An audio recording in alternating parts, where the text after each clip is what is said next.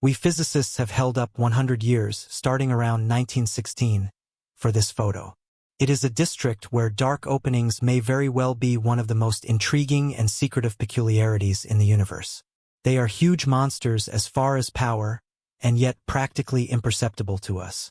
A dark opening gauging maybe 2 to 4 million times the mass of the Sun may be one of these. As a result of the examination contributed over the last years, we have gone from knowing literally nothing about them to finding out increasingly more, very close and individual. Keeping in mind that things have simply gotten more insane, Kaku has declared that we at long last got to check what's back to front. A dark opening. This new data sheds light on subtleties the universe of science could have missed from the start. Go along with us as we dig further into dark openings and divulge what's inside. Space is immense. However, what are dark openings? Before we dive into the subtleties of what Kaku tracked down, we need to examine the nuts and bolts. Albeit most of us have some thought of what dark openings are, there are still holes in our grasping.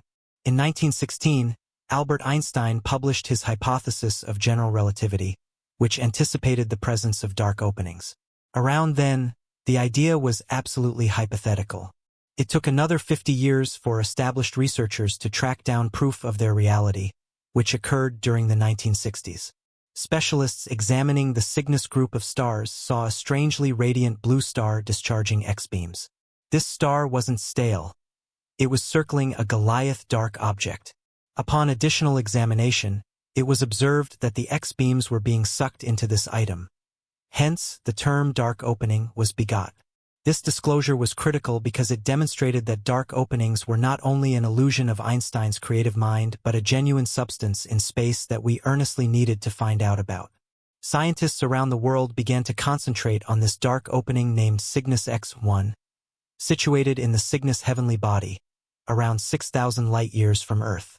It was multiple times more brilliant than the Sun and amazingly thick, with such a solid gravitational pull that not even light could escape from it. Therefore, it is known as a dark opening. The idea of a dark opening is both interesting and unnerving. A locale of space where gravity is so solid that nothing, not even light, can circumvent. Whatever gets excessively near a dark opening won't be maneuvered into it ever to be seen again. This peril makes it considerably more critical to learn everything there is to be familiar with them. Later finding Cygnus X1, researchers began looking for other dark openings and found there might be nearly more than 100 million dark openings in the Milky Way alone. In light of the fact that they are so unimaginably difficult to identify, we still don't have a precise number. By the by, it shows up there are a few million dark openings in our very universe, making them significantly more vital to concentrate on. The principal worry with dark openings is generally gravity.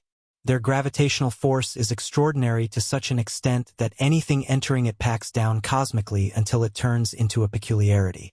In less complex terms, dark openings resemble inestimable vacuum cleaners that suck everything in. Quite possibly the most unnerving part of dark opening exploration is that if somebody somehow managed to fall into one, they would be extended into a solitary line.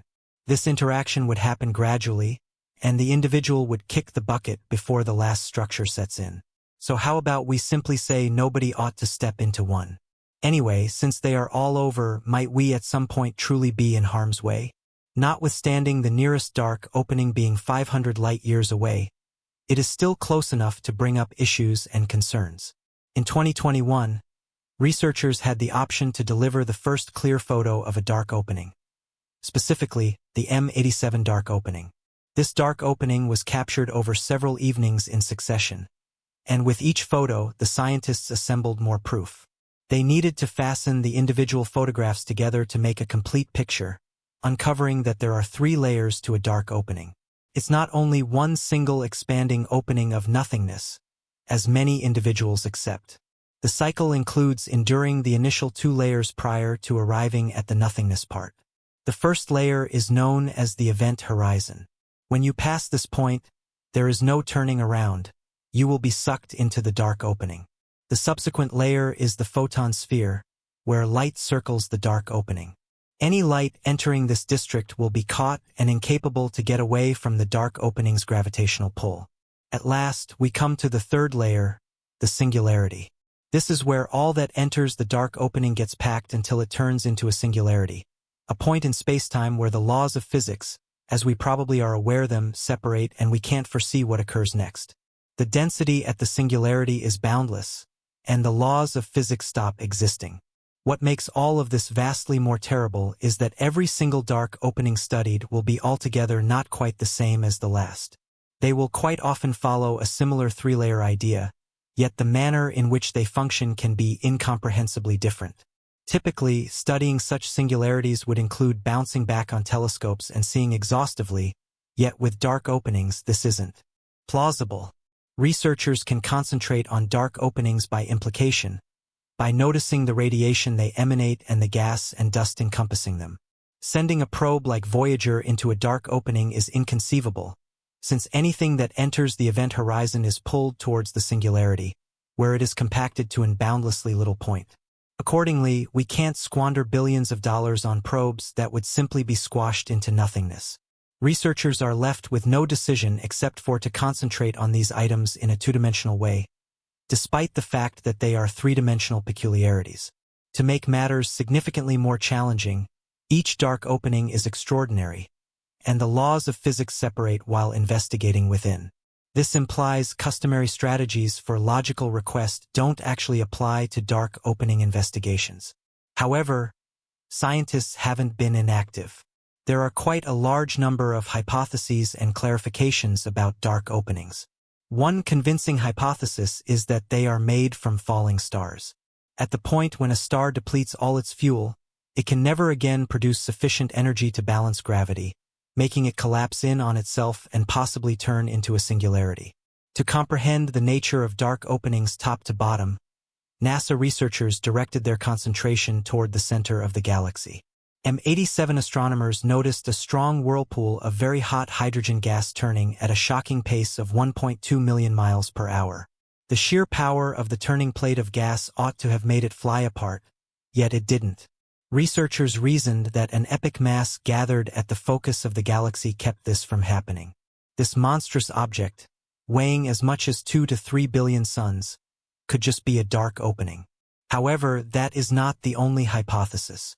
In 1963, New Zealand mathematician Roy Kerr utilized Einstein's conditions to depict a turning dark opening, suggesting that it wouldn't implode into a point but maybe structure a ring of fire or a slight circle. This turning plate of matter, called the ergosphere, is the district encompassing the dark opening where the laws of physics begin to separate.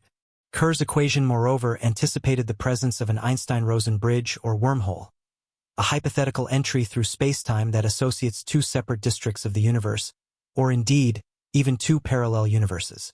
Assuming one were to fall into a dark opening, rather than being squashed, they may be sucked down a passage through the ring of fire and shot out of a white hole in an equal universe. To figure out how this functions, consider the concept of spacetime in Einstein's hypothesis. Existence is interconnected, forming a four-dimensional texture called spacetime. Objects with mass twist this texture, creating a gravitational field that makes different objects move towards them.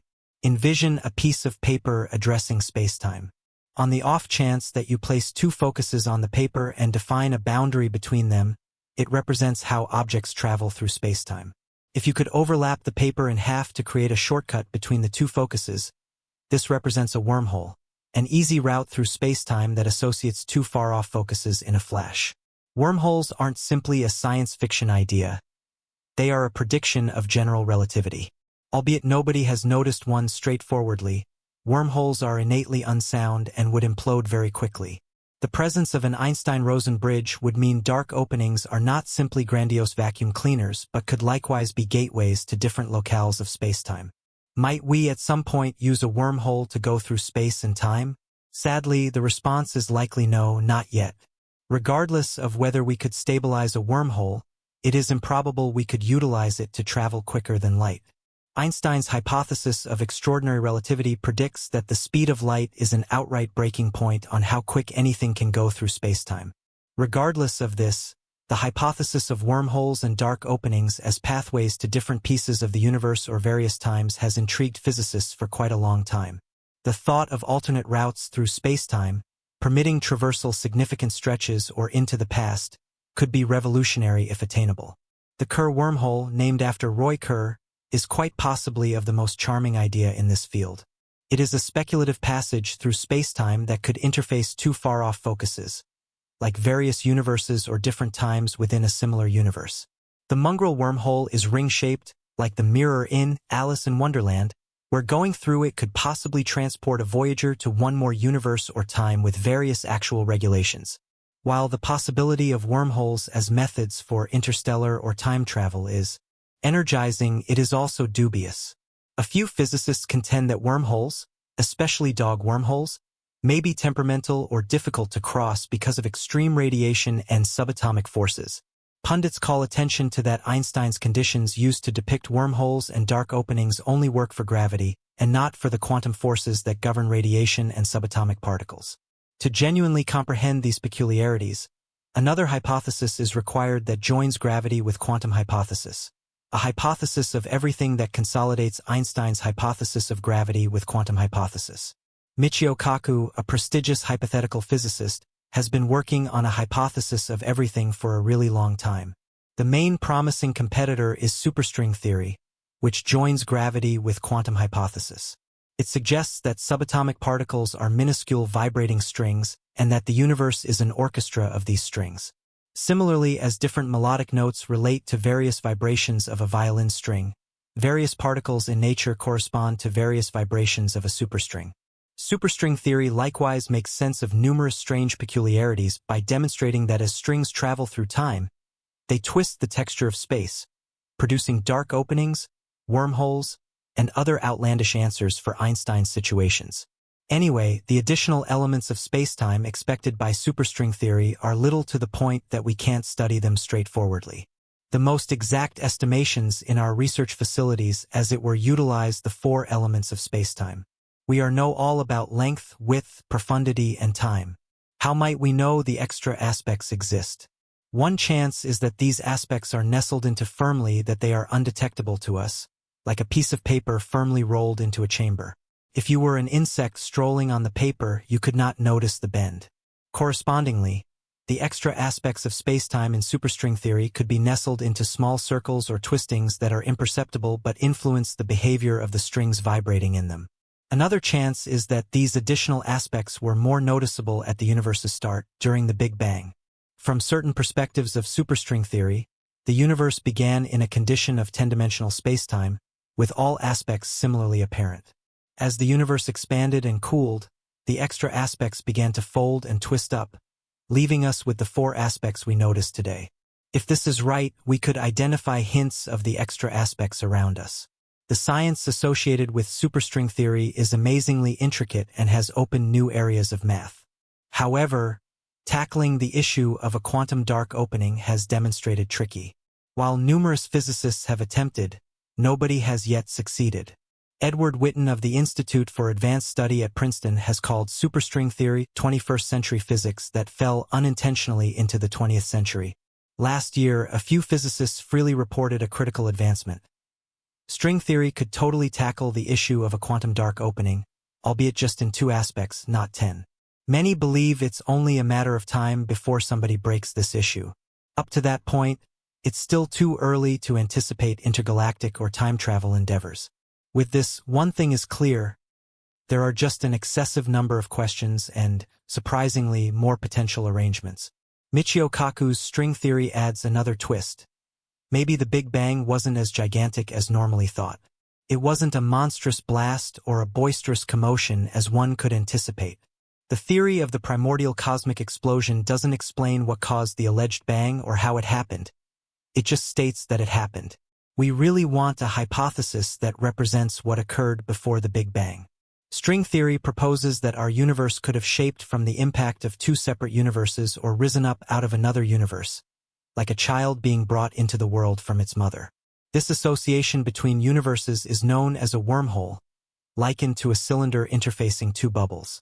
We might have previously found proof of this umbilical rope associating our universe to one more. In a way, we could be living inside a dark opening ignorant, in light of the fact that we exist in four aspects and can't see past them. It's possible we are in a dark opening, and the dark openings we study are wormholes to different aspects.